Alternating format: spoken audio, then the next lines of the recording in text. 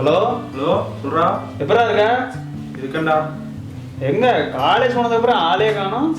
அப்படிலாம் இல்லடா. சொல்லு, என்ன விசேஷம்? ஒன்றும் இல்லை, 12th பசங்களுக்கு ரிசல்ட் ஆமே இன்னைக்கு.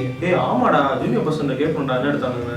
ஜூனியர் பசங்க விட்றா, நம்ம ரிசல்ட் வந்தப்போ நம்ம எப்படி இருந்தோம். ஆமாடா டேய், எவ்வளோ சீரியஸான சுச்சுவேஷனு, இப்போ நினைச்சாலே சிரிப்பா இருக்கு. அது கூட இல்லடா, விக்கி அவங்க அப்பா கிட்ட பட்ட கஷ்டம்.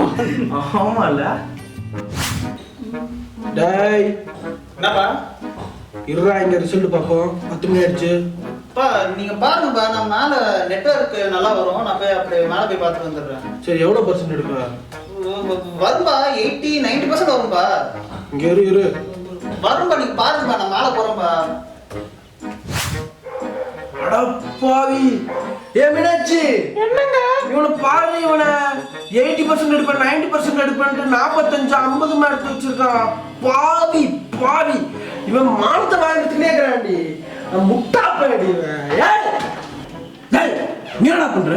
பள்ளிக்கட்டு சபரிமலைக்கு கல்லும் முள்ளும் காலுக்கு மெத்தை சுவாமியே ஐயப்போ சுவாமி சரணம் ஐயப்ப சரணம். பள்ளிக்கட்டு சபரிமலைக்கு கல்லும் முள்ளும் காலுக்கு மெத்தை. மாலையை கமிட்டி இல்ல, அப்ப பாத்துக்கிறேன்.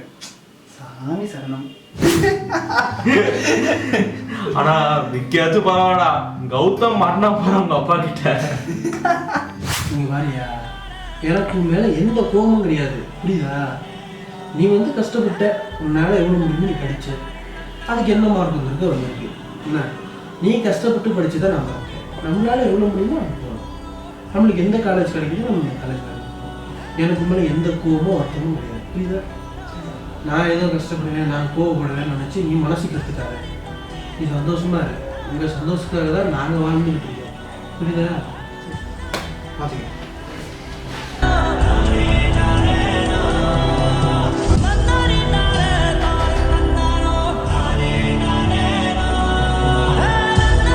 Time to play the game.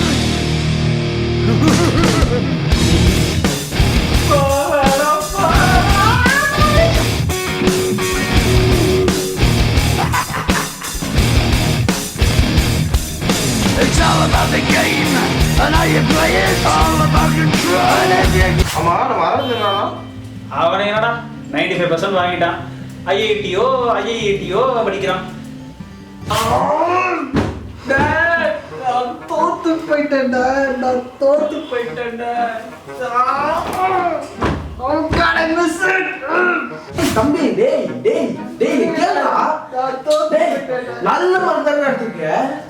இல்லடா, டேய் 585 நல்ல மார்க்டா. அருண் என்னோட 1 மார்க் அதிகமா எடுத்துட்டான்டா, நான் தோத்து போயிட்டேன்டா. மயிரு சாம், இந்த ருஷில் இருக்கானே. ஆனா அவனை மட்டும் விடவே கூடாதுடா. நான் உட்காந்துட்டு போச பத்தியா? பார்த்து வா, படாதத்துல பட்டம். நான் படாத இடத்துல பட்டுறேன். என்னடா நீ என்ன அவன் மூஞ்ச பாரு, ஃபர்ஸ்ட் இந்த மண்டைய பாரு, தாடியை பாரு. லீவ் விட்டாங்க, ஏதாவது கிளாஸ் போகணும்னு ஒரு அறிவு இல்லை உனக்குலாம். எவன்டா காலேஜ் கொடுப்பான்? அவன் பாரு, அவன் என்ன மார்க் எடுப்பான். தத்தியா ஊர் சுத்திட்டு இருந்தான், மேய்ச்சிட்டு இருந்தான். அவன் அண்ணன் அளவுக்காவது படிப்பானா? அதுவும் கிடையாது. இந்த மார்க் தெரிஞ்சிரும்ல, 10 மணிக்கு தெரிஞ்சிடும் இவன் கதை என்னன்னு. இந்த மானகட்ட பொழப்புக்கு இது வீட்டில் உட்காந்து இது தண்டை சூழ். மார்க் வரல, அப்ப பாக்குறேன், பாப்பல தெரிஞ்சிடும். ஏடா மார்க் வந்துருச்சா? வந்துருச்சுப்பா. ரோல் நம்பர் போட்டுருக்கேன், 1 லோட ஆயிட்டு. போடு எவ்வளோ எடுக்குது பாரு. வந்துருச்சுப்பா. எத்தனை ஃபெயிலு?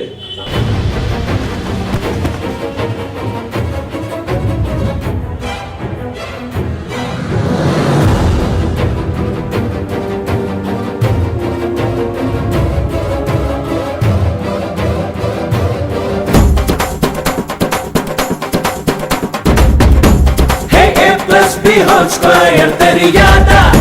நம் படிப்பெல்லாம் பலமாடி ஏறாதா? 10ஓடு 11 போகாதா? நீ பக்கத்தில் கடன் வாங்கு புரியாதா? அட நம் நோட்டில் முட்டை போட்ட பார்த்து போயாச்சு சட்டமாக மாத்து. நினைச்சு பார்க்க எவ்வளோ சந்தோஷமா இருக்குல்ல? ஆமா மச்சான். இந்தியாவில் ஒரு வருடத்திற்கு சராசரியாக 11% மாணவர்கள் தேர்வு முடிவுகளால் தற்கொலை முயற்சிக்கிறார்கள்.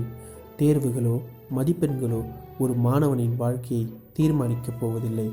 நம் ஒரு அனிதாவை இழந்தது போலே, ஒரு ரித்தீஷை இழந்தது போலே இன்னொரு மாணவனை இந்த மண்ணில் நாம் இழக்கக்கூடாது. ஐயா அப்துல் கலாம் கூறியபடி மாணவர்கள் இந்த நாட்டின் தூண்கள். தூண்கள் இல்லாவிட்டால் நாடே என்கிற கட்டிடம் சரிந்துவிடும்.